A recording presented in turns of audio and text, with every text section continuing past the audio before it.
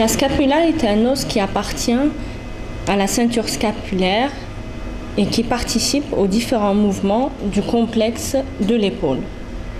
On la voit sur cette vue dorsale.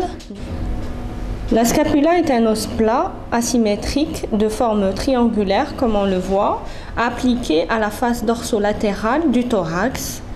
Elle se projette de la 2e à la 7e côte.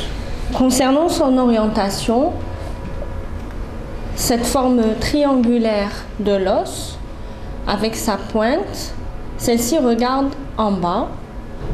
Le bord de ce triangle le plus épais regarde en dehors. La face concave regarde en dedans, c'est la face costale.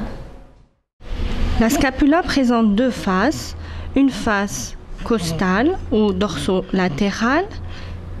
Celle-ci est convexe et appelée dans sa majorité la fosse subscapulaire en raison de la présence du muscle subscapulaire dans cette partie-là. Et une face dorsolatérale qui est convexe et qui est divisée par une tige osseuse qu'on appelle l'épine scapulaire, qu'on voit ici, en deux fosses, une fosse supra-épineuse et une fosse infra-épineuse.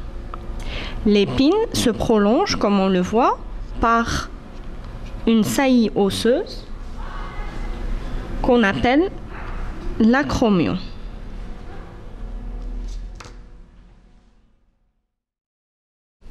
Les faces de la scapula sont limitées par 3 bords.